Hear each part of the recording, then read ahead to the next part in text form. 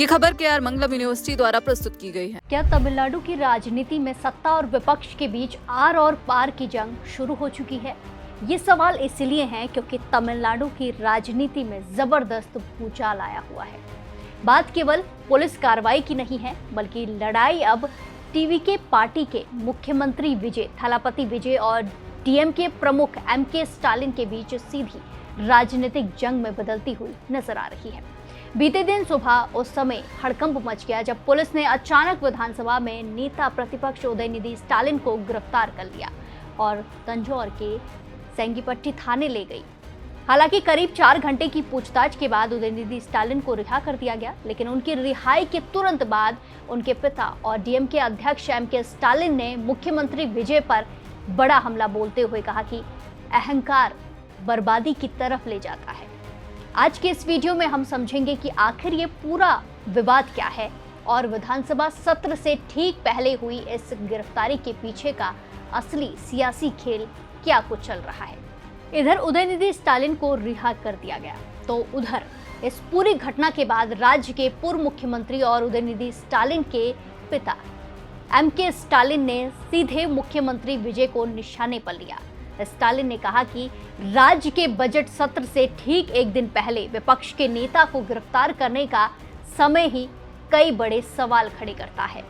ये कोई संयोग नहीं बल्कि सोची समझी साजिश है ताकि नेता प्रतिपक्ष को विधानसभा में जनता की आवाज उठाने से रोका जा सके।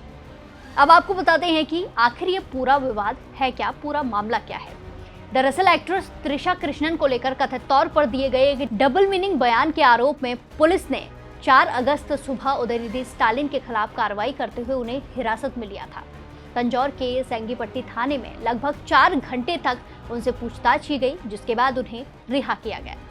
अपनी रिहाई के तुरंत बाद उदयनिधि स्टालिन ने साफ शब्दों में कहा कि उनकी टिप्पणी को जानबूझकर गलत तरीके से पेश किया गया और उन्होंने किसी भी अश्लील बात से साफ इनकार किया। उदयनिधि का आरोप है कि विजय सरकार अपनी प्रशासनिक विफलताओं और इसी के साथ कावेरी जल विवाद जैसे गंभीर मुद्दों से जनता का ध्यान भटकाने के लिए विपक्ष को निशाना बना रही है। इसी के तुरंत बाद एमके स्टालिन का भी बयान सामने आता है, जहां वो थलापति विजय यानी कि मुख्यमंत्री विजय को निशाने पर लेते नजर आते हैं। वहीं इस पूरी घटना ने तमिलनाडु के राजनीतिक समीकरणों को पूरी तरह से गरमा दिया है। अब सबसे बड़ा सवाल ये उठ रहा है कि क्या टीवीके सरकार राजनीतिक आलोचकों की आवाज दबाने का प्रयास कर रही है? डीएमके नेताओं का स्पष्ट आरोप है कि चाहे विपक्षी नेता हो, छात्र हो, किसान हो या प्रदर्शनकारी, विजय सरकार हर किसी की आवाज को गिरफ्तारियों और पुलिसिया बल के दम पर दबाने में जुटी हुई है, कानूनी कार्रवाई के द्वारा। विश्लेषकों का मानना है कि कावेरी जल विवाद और राज्य की आर्थिक नीतियों पर घिरी टीवीके सरकार के लिए ये कदम बैकफायर कर सकता है। जनता के बीच ये संदेश जा रहा है कि सरकार अपनी विफलताओं को छिपाने के लिए राजनीतिक बदले की भावना से काम कर रही है।